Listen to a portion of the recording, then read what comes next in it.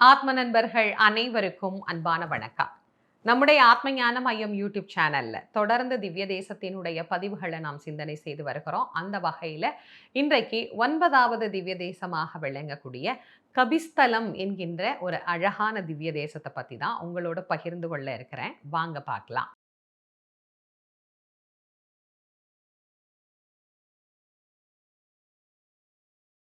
திவ்ய தேசங்கள்ல ஒவ்வொரு தலத்திலேயும் பெருமாள் எப்படி எழுந்தருளி அருள் புரிகிறார் அப்படிங்கிறதையும், அந்த தலத்தினுடைய பெருமை என்ன அப்படிங்கிறதையும் நாம் சிந்தனை செய்து வருகிறோம்.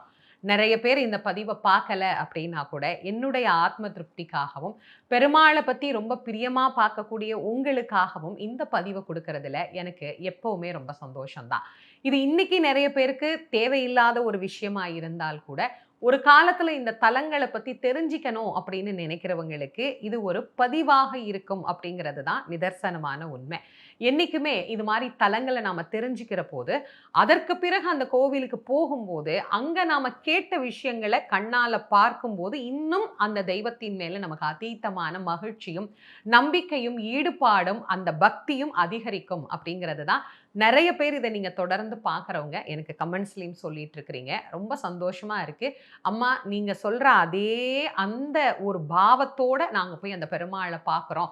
எங்களுக்கு ரொம்ப ரொம்ப மகிழ்ச்சியா இருக்கு அப்படின்னு நீங்க சொல்ற விஷயத்த நான் உண்மையிலேயே ரொம்ப மகிழ்ச்சியாகவும் அன்போடும் அதை ஏற்றுக்கொள்கிறேன். இந்த பதிவுல நம்ம பார்க்கக்கூடிய ஒரு அழகான திருத்தலம், ஒரு பக்தனுக்காக இறைவன் மீண்டும் தன்னுடைய ஒரு அழகான அவதார திருக்கோலத்தோடு காட்சி தந்த ஒரு அற்புதமான திருத்தலம் தான் கபிஸ்தலம் என்கின்ற ஒரு புண்ணியமான தலம்.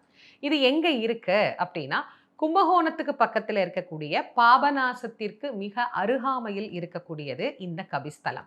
பாபநாசம்னு சொன்னா நிறைய பேரு திருநெல்வேலி பக்கத்துல இருக்கக்கூடிய பாபநாசத்தை நினைச்சிருவாங்க. அதனாலதான் நான் கும்பகோணத்தையும் உங்களுக்கு சொல்லி நினைவுபடுத்துறேன். இது ஒரு சோழ நாட்டு திவ்ய தேசம்.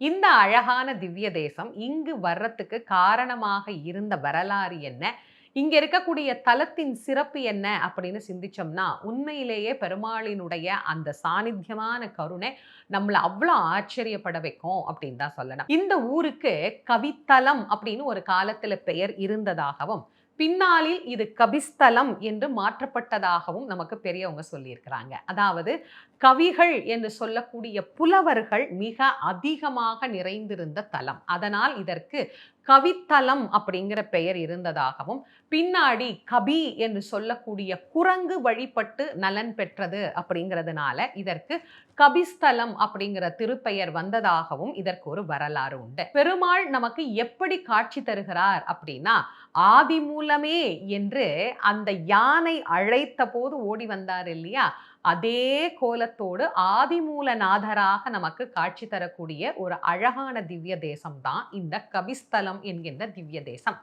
இந்த வரலாறு நிகழ்ந்தது அப்படிங்கிறது வடதேசத்துல. ஆனா இந்த தேசத்துக்கும் இதற்கும் என்ன சம்பந்தம் அப்படின்னு நினைக்கலாம். குரங்குகள் வழிபட்டதுன்னு நான் முன்னாடி சொன்னேன். அப்பவே நம்ம யோசிச்சிருக்கணும். குரங்குன்னு சொன்ன உடனேயே நமக்கு நினைவுக்கு வரக்கூடிய ஒரு தெய்வம் யாரு அப்படின்னா ஆஞ்சநேய பெருமான் தான்.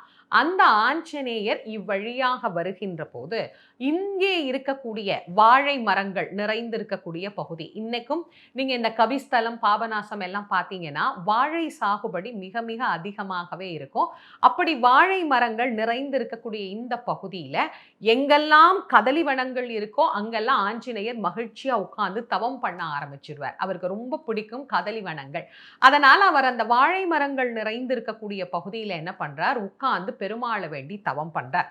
குறிப்பா இந்த இடத்துல அவர் என்ன காட்சியில பெருமாளை பார்க்கணும்னு ஆசைப்பட்டார் அப்படின்னா, யானை அன்றைக்கு ஆதி மூலமே அப்படின்னு முதலைட்டிருந்து தன்னை காப்பாத்துன்னு பெருமாளை கூப்பிட்டுச்சு இல்லையா, அப்ப அந்த யானையை காப்பாத்துறதுக்காக பெருமாள் வந்தார் இல்லையா, அந்த திருக்கோலத்துல நான் உன்னை தரிசனம் பண்ணணும் அப்படின்னு ஆஞ்சநேய சுவாமி விண்ணப்பத்தோடு பிரார்த்தனை செய்கின்றார். இந்த வரலாறு எல்லாருக்கும் தெரிஞ்ச வரலாறு தான். இருந்தாலும் நான் சிறியதா இந்த இடத்துல அந்த வரலாற்றை உங்களுக்கு நினைவு கூறுகிறேன். இந்திராஜும்னன் அப்படின்னு ஒரு ராஜா, ஒரு மிகப்பெரிய விஷ்ணு பக்தரும் கூட அவர். அவர் என்ன பண்றாரு, எப்போதும் தன்னை மறந்த நிலையில பெருமாளை வழிபட்டு கொண்டே இருப்பார். நாராயணனுடைய நாமத்தை சொல்லிக் கொண்டே இருப்பார். ஒரு முறை அப்படி விஷ்ணு பக்தியில மூழ்கி அவர் அப்படியே என்ன நடக்குதுன்னு தெரியாம இருந்த சமயத்துல துர்வாசக மகரிஷி அங்க வர்றார். துர்வாசகர் வந்தா கேட்கவா வேணும்? அவர் வந்த உடனே எல்லாரும் எந்திரிச்சு அவருக்கு வணக்கம் சொல்லணும், மரியாதை செய்யணும். இதெல்லாம் செய்யாம ராஜா அப்படியே ஏதோ தன்னை மறந்த நிலையில உட்கார்ந்திருந்த உடனே அவருக்கு கோபம் வந்துருச்சு. இந்த துர்வாசகர நம்ம நிறையவே ஒவ்வொரு திவ்ய தேசத்திலயும் பார்த்துக்கிட்டு தான் வர்றோம். அவர் உடனே என்ன பண்ணுவாரு? சாபம் தான் குடுப்பாரு. அவருக்கு கோபம் வந்து அவர் சாபம் குடுத்துடுறார். "நீ இப்படியே பக்தியில மூழ்கி கிடந்த காரணத்தினால, நீ மதம் பிடித்த யானையாக போகக் கடவது" அப்படின்னு அவர் ஒரு சாபம் குடுத்துடுறார். தன்னுடைய தவம் கலைந்து எழுந்த அவரு, "நான் பெருமாளத்தான கும்பிட்டேன். நான் பெருமாள் பக்தியில தான மூழ்கி இருந்தேன் முனிவர் பெருமானே. நான் உங்கள பார்த்தும் பார்க்காத மாதிரியும் இல்லையே. நான் உங்கள நிராகரிக்கணும் அப்படின்னு நான் நினைக்கவே இல்லையே. நாராயணர நான் மனசுல நினைச்சிருந்த காரணத்தினால தானே நீங்க வந்தத நான் அறியாது போய்விட்டேன். உங்களை வரவேற்க முடியாது போய்விட்டது. என்னை நீங்கள் மன்னிக்க கூடாதா?" அப்படின்னு அவரிடத்துல கேட்கிறார். அப்போ உடனே அவர் சொன்னாரு, "நான் சாபம் குடுத்ததுக்கு கூட ஒரு காரணம் உண்டுப்பா. நீ ஒரு மதம் பிடித்த யானையாக போகக் கடவுதுன்னு நான் சொன்னேன். ஆனா அதிலேயும் விஷ்ணு மேல பக்தி உள்ள ஒரு யானையாகவே நீ விளங்க கிடவது. உனக்கு ஒரு துன்பம் ஏற்படுகிற காலத்தில் அந்த துன்பத்திலிருந்து உன்னை காப்பாற்ற வேண்டும் என்று நீ பரம்பொருளாகிய மகாவிஷ்ணுவிட்ட கேட்ட பிறகு எந்த பரம்பொருள் மகாவிஷ்ணு உன்னை வந்து காப்பாற்றணும்னு நீ ஆசைப்பட்டியோ அவரே வந்து உனக்கு மோட்சத்தை அளிப்பார். ஆக அந்த ஒரு வரத்தையும் உனக்கு நான் இப்போது தருகிறேன்னு துர்வாசக முனிவர் அவருக்கு ஒரு வரமும் தந்தார். அந்த ராஜா தான் ஆதிமூலமே என்று அழைத்த யானையாக, காட்டில் திரியக்கூடிய யானையாக வந்து பிறக்கின்றார். அகத்திய முனிவர், தமிழ் முனிவர் அப்படின்னு நம்ம போற்றப்படக்கூடியவர் ஒரு முறை தண்ணீர்ல, நதியில நீராடி கொண்டிருக்கிறார். அப்படி நீராடுகிற போது கூஹி அப்படின்னு சொல்லக்கூடிய ஒரு அரக்கன் என்ன பண்றான், அவருடைய காலை பிடிச்சு பிடிச்சு இழுக்கிறான் தண்ணியில. அவருக்கு கோபம் வந்துருச்சு. அகத்தியர் என்ன சொன்னாரு, "நீ என்ன மனுஷ மாதிரியா நடக்கிற? நீ தண்ணியில இருக்கிற ஒரு மிருகம், முதல மாதிரி கால கால பிடிச்சு இழுக்கிற. நீ கொடிய முதலையாக மாறக்கடவது" அப்படின்னு அவருக்கு சாபம் குடுத்துடுறார். அந்த சாபத்தின் பலனால் முதலையாக வந்து பிறக்கிறார் இவர். அந்த ராஜா யானையாக வந்து பிறக்கிறார். இந்த முதலை யானையினுடைய காலை பற்றி கொண்டது. இந்த வரலாறு முழுமையாக சொல்றதுக்கு நிறைய நேரமாகும். நான் சுருக்கமா உங்களுக்கு சொல்றேன். இந்த காலை பற்றி கொண்டது. அது பல காலம் கதறுகிறதாம். யாரும் வந்து அதை காப்பாத்தல. அதன் பிறகுதான் எல்லாத்துக்கும் மூலமாக இருக்கக்கூடிய கடவுளாகிய நாராயணரை ஆதி மூலமே அப்படின்னு அழைச்சுதான். அழைச்ச உடனே பெருமாள் என்ன பண்ணாராம், ஒரு வினாடி கூட காலம் தாமதிக்காது உடனே அங்கிருந்து தன்னுடைய சக்கரத்தை பிரயோகம் பண்ணி கஜேந்திரனுக்கு மோட்சத்தை தந்தார். கஜேந்திரன் என்ற பெயர் கொண்ட அந்த யானையை முக்திக்கு அனுப்பி அந்த முதலையிடம் இருந்து அதை காப்பாற்றினார். கஜேந்திர மோட்சம் நாம் அனைவரும் தெரிந்த வைத்திருக்கிற ஒரு வரலாறு.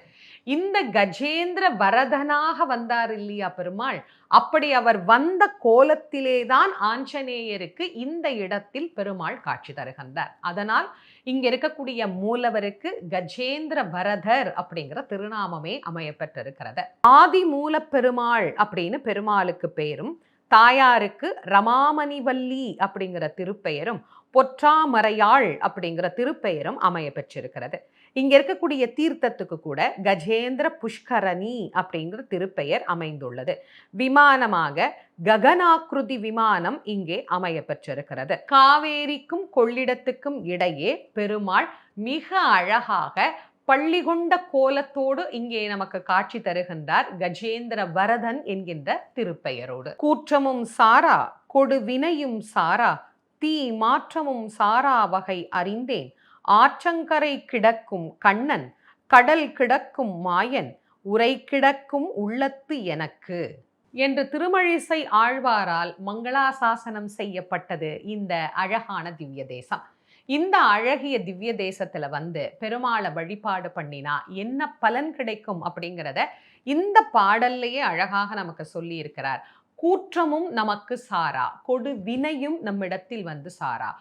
கூற்றுவனை போல துயரப்படுத்தக்கூடிய துன்பங்களும் யம வாதனையும் நம்மிடத்தில் வந்து அணுகாது. ஏன்னா மரண வேதனையில தான் இந்த யானை ஆதி மூலமேன்னு கூப்பிட்டுச்சான். அது மாதிரி எவ்வளவோ துன்பத்தின் நெருக்கடியில் இருக்கிறவங்களும் இந்த தலத்துல வந்து இங்க இருக்கக்கூடிய பெருமாளை வழிபட்டா அந்த துன்பங்கள் நீங்கும். இந்த யானைக்கு அந்த துன்பம் வந்ததற்கு காரணம் வினை. அதனால் தான் கொடுவினைகள் சாரா அப்படின்னு சொல்றார். வினை பயன்களால் நமக்கு ஏற்படக்கூடிய துன்பங்களாக இருந்தாலும் இந்த கபிஸ்தலத்திலே வந்து பெருமாளை வழிபாடு பண்றவங்களுக்கு நிச்சயமாக அந்த கெடு வினைகள் அனைத்தும் நீங்கி நல்வினைகளை இறைவன் மேலோங்க செய்வார். தாயாரும் இறைவனும் மிக அழகாக ஆனந்தமா அற்புதமா எழுந்தருளி இருக்கக்கூடிய ஒரு திவ்ய தேசம். பெருசா கூட்டம்லாம் இருக்கவே இருக்காது. போனீங்கன்னா பெருமாளும் நீங்களும் ஏகாந்தமா அவரை வழிபடக்கூடிய ஒரு அழகான அற்புதமான இந்த திவ்ய தேசம். இதுவரைக்கும் நீங்க பார்த்துருக்கிறீங்க அப்படின்னா கமெண்ட்ஸ்ல சொல்லுங்க. பார்க்கலன்னா கும்பகோணம் வழியா போகும்போது கண்டிப்பாக இந்த திருத்தலத்துக்கு போய் பெருமாளை வழிபாடு பண்ணி ஆதி மூலராக நமக்கு விளங்கக்கூடிய கஜேந்திர வரதரினுடைய அருளை பரிபூரணமாக பெற்று மகிழணும் அப்படின்னு உங்கள் அனைவரையும் நான் அன்போடு கேட்டுக்கிறேன். இந்த பதிவை உங்களுடைய நண்பர்கள் உற்சார உறவினர்களோட கண்டிப்பா பகிர்ந்து கொள்ளுங்க. நம்முடைய ஆத்மஞானமயம் யூடியூப் சேனலை இது வரைக்கும் நீங்க சப்ஸ்கிரைப் பண்ணாமலேயே பார்க்குறீங்கன்னா பண்ணிக்கோங்க. மீண்டும் மற்றும் ஒரு அழகான திவ்ய தேசத்திலிருந்து உங்கள் அனைவரையும் சந்திக்கும் வரை உங்கள் அனைவருக்கும் நன்றியும் வணக்கமும் கூறி விடைபெறுவது திருமுருக வள்ளல் வாரியார் சுவாமிகளின் மாணவி தேசமங்கேற்கரசி. நன்றி, வணக்கம்.